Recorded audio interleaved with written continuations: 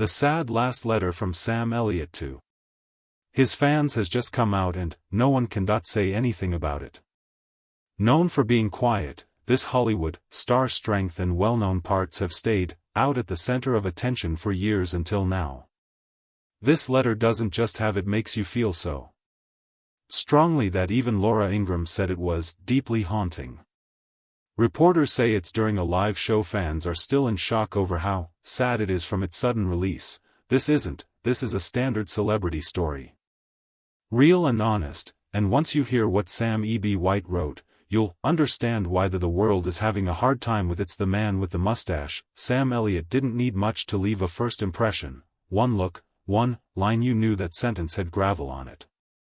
Which person you were working with. The beard wasn't a costume, the cowboy hat wasn't just for show, and that voice didn't. It came from acting classes. More than that, something made by alone time and a stubborn refusal to being someone other than who he is for decades. Sam stood for everything, something that felt real and in fake Hollywood while others chased in the news. He looked for authenticity, whether he was riding across dry fields and being buried or leaning against a bar, and he played guys who were the Big Lebowski, didn't talk unless they had something to say.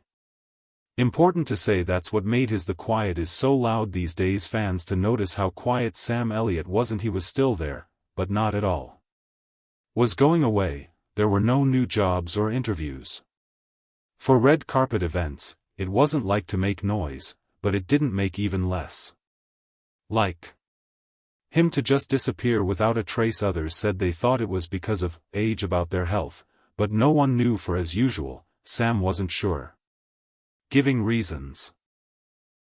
He never followed through with the attention. In fact, he seemed afraid to. It while his friends built empires of fame and trouble, Sam built something different, kind of respect, long-lasting respect. It was because of how he walked, who he was, and what he stood for. He was the type of person who could take charge of a room without saying a word, the kind of actor who made a generation of men want to get mustaches and another this group wants to pay more attention, whose dads were born in Sacramento but Elliott grew up in Oregon and didn't break not into playing until later than most people. He was told right away that he didn't have the right look for movies that are too rough, Western as well, niche. But that's what made him strong. While others, they changed to fit Hollywood, he shaped Hollywood to fit him. Over time, he did more than just work as an actress, became a sign of guts and morals, of manliness that lasts in a world that tried to write the description again. By when 1883 came around, younger people who didn't know who he was all of a sudden asked, "Who is that guy?" It was just a smile from longtime friends who said Sam didn't have to prove it, nothing more, not to them, not to, but something had changed. If you paid, there were signs. Despite the attention, he turned down major parts. Not going on sales tours, he backed off from the public eye in a way that planned, not rushed, not frightened, just finishing touch, like someone carefully closing the. That's what made the last part of a story. That next part was so hard to understand, because as soon as that letter showed up, private letter written by hand and heartbreakingly honest, it was clear that Sam Elliott didn't just fade away into the sunset, forgot to leave something behind. News outlets would later write about a call that was so sad it was like losing a "we're not there yet" family friend. First, we need to know who Sam was. When there were no cameras around, because for all the roles he played on TV and in movies, true story, the one tucked between the first line of that letter is a man who spoke carefully all his life. When he finally spoke up, he didn't say people were hurt by the story, and if what's in that letter is the very last thing he wrote, would have liked us to hear every word. Things a job built on grit and grace. Sam Elliott didn't climb the Hollywood ladder, he made his own way down it. Through it, it wasn't cute, and wasn't fast, and his first part was it didn't even have a name in 1969. Just the second card player in Butch. He didn't know about Butch Cassidy and the Sundance Kid. There were no close-ups or lines that said anything bigger was about to happen, but he showed up and he kept coming back. That was the different in a business world that is obsessed with reinvention. Sam didn't change who he was his voice, his body language, and his presence. It never felt like he was practicing. He wasn't. He tried to be the next anyone. He was Sam alone, and slowly people caught on.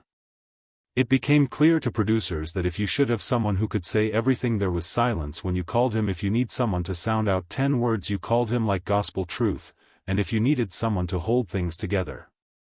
A movie without ever claiming to be the on the surface, you did call Sam. The big break came in the 1970s and early 1980s. But it didn't feel like the 1980s breakout. There wasn't a single moment when he became famous overnight. It was more of a slow burn, a build-up of movies in westerns and war movies in TV shows and movies. He never thought about being second or third on the call sheet. He didn't care about the attention. He cared about his hard work and positive attitude won him a special kind of respect in Hollywood. Respect that he wasn't just an actor, he was an anchor. You knew if Sam Elliott was, it had weight in your movie center. It had the truth from Lifeguard to from the Gettysburg Mask to the Tombstone. Men who were in pain were played by eyes and a reason for their silence. He didn't pick the surroundings, he held it together. He lived a quieter life off screen. They got married into actress Catherine Ross. 1984. And unlike a lot of Hollywood movies, couples who didn't want it to be in the tabloids, there were no secrets or public dramas for decades. A promise based on mutual respect, and they shared a room to breathe. Daughter and a house. That's not in the Hollywood's crazy stuff. Wasn't a brand though, it wasn't fake, it was real. As Sam got older, things started to change, not in the light, but he stopped behind it. As many talks as he turned down. He played parts that didn't mean anything to him. Turned down some award shows, and when asked him why, he would say that, "I've said what I needed to say. I said it." Wasn't anger, it was calm, but that when peace began to feel like a distance. When AAR Is Born came out in 2018, it was Elliott walked into a rare moment where he important part late in his career and won one mention for an Oscar for it, and yet even that peak felt more like a swan. A song than a comeback. He wasn't trying to make anything. It seemed like he was step by step, slowly pulling away with what a spectacular goodbye. There were none, no news, no last movie, no goodbye tour, but if you paid close attention, there were signs that he had built his career on subtlety, and he was now using that same skill to get out. That's why when word got out that a message from Sam had been made public after he never read in public, never tweeted, made a video for it, and it went viral like wildfire. Because people saw that he had already said goodbye, just not yet in the way everyone thought it would. And what was everything is in that letter. In this case, the puzzle turns to changes. Changed into something else. The silence that got louder. Sam Elliott didn't need it. He was very good at shouting to be heard. Hold back. A man who had more to say with a pause than most performers could with a speech, but lately his silence had began to feel different.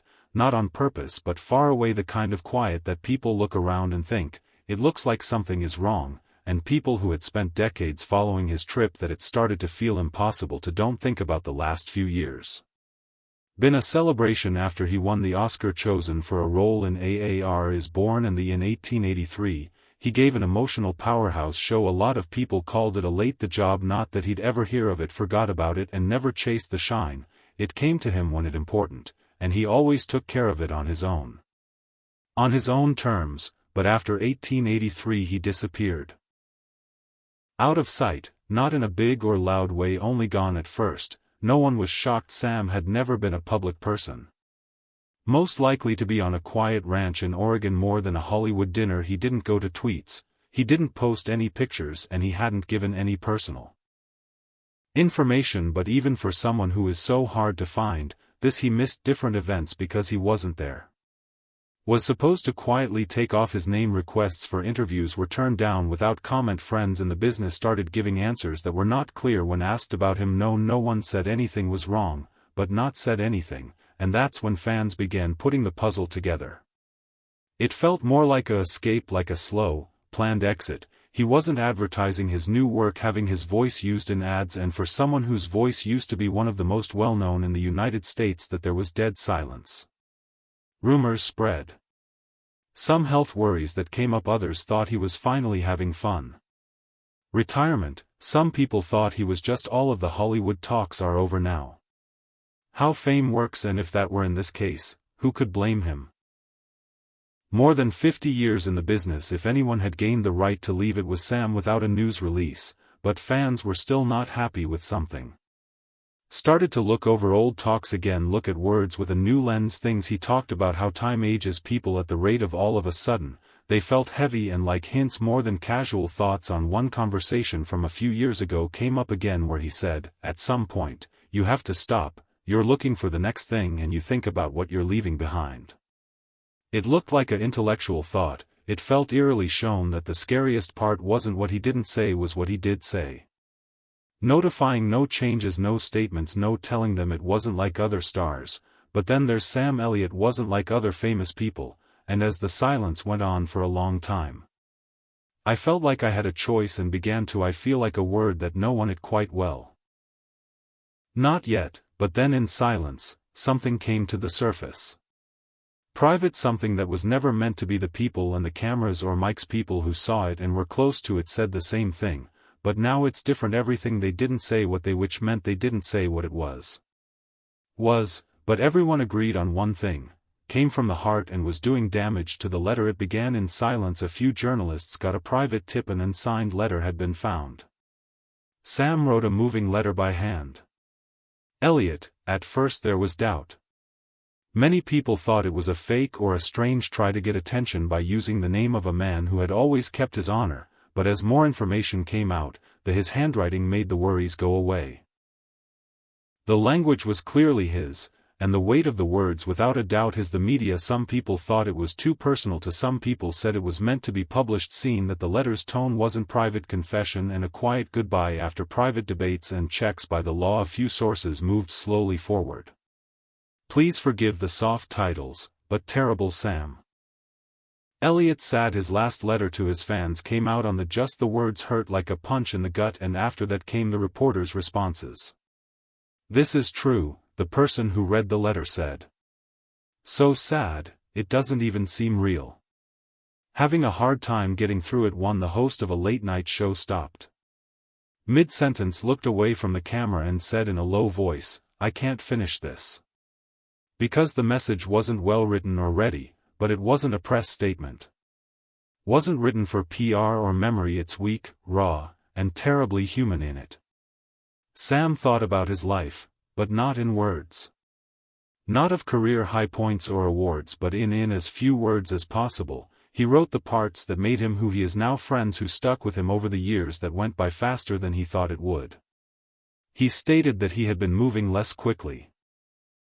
Not only mentally but also physically. You can reach a certain level of quiet, and he wrote about your life, where you understand the echoes are more important than the noise. He spoke of thanks, especially to those who never asked him to be someone else than himself. I never fit in the shine, he wrote, but you never made me. I felt like I didn't belong. He thanked me, the quiet fans who didn't say anything, scream or swarm, the people who just watched, listened, and got what he said was putting across through his characters. But what really hurt were the words that made me think of something else. Lastly, he never named a sickness, said it was over, but his words stayed with me. I'm almost ready to say goodbye. If this is, let this be the last thing I say. I remember this and want to thank you for it. I hope you heard me even though I wasn't there. In other words, it was Sam's way of doing what he always left you to read. The answer was between the lines. Too much. Not loud or showy, but fans who were very upset wrote letters back. A lot of famous people made tributes, not about for his fame, but for being there with co-stars, shared set scenes the way he always does, kept the peace for a little longer than needed, as if making room for something not said. Lit up social media, not with talk or rumors, but with the first time people heard a story in a movie theater, they heard his voice. The first time they saw him cross a dirty screen, the way he made them feel stiller in some way just by being there. That's what the letter did. It made me think of everyone, why he was important, and thought that there was no goodbye note with the letter. It didn't feel like one because it was cheesy or great, but because it came across as a man who had made peace with the end of something, maybe not life, but without a doubt a part. There was the letter wasn't signed on the last line. His name only has 2 words, Ride Easy. Just then, Sam Elliott brought up everyone who even says goodbye when, if you say it right, it can last forever. A lot of people in Hollywood, and besides that, the letter didn't have there was no video at the news conference. Honor, no planned goodbye from a big studio. it was just some words on a page not polished at all and terribly honest still. The moment Sam Elliott's an emotional last letter to his fans was released, it seemed like the whole world stopped to listen. Within hours of his the letter was used in all major outlets, wasn't summed up or quoted because it couldn't be made better or sped up. The goal wasn't to brand or change how it looked, was something people wanted to read just the way he wrote it, and what who followed wasn't your normal famous person. Reaction cycle, this wasn't useful. It was between old friends and co-stars were some of the first to answer. They did not talk about Sam the star. Katie and Sam the man were talked about. Ross didn't say anything, maybe no surprise there, but those who had worked began to share secret things with him. Fans of memories replied in kind, but with stories instead of tweets and trends. There are clips from Roadhouse Tombstone and We Were Soldiers flooded social media with posts. Times when Sam caused silent pain. An account posted a scene from 1883, the year Elliott's character changes down by a river, with the text, he wasn't acting, he was thinking back. There was even a sense of sadness in the air. The letter never said he was gone, no one had died, and no memorial had been written. But the letter was taken as a kind of spiritual goodbye, a last. It didn't matter if the chapter was written in pen. If he was still living and sitting somewhere in Oregon, the version was heard quietly on a porch. Of Sam that everyone knew for decades had stepped in some way that wasn't said. Even younger stars who had never worked with him weighed in miles. It was written by Teller that Elliott taught me that to show that control is power. Florence Pugh shared a video of her grandfather, who had always told him Sam was the only person he could trust. It was when he said, "I love you," on screen.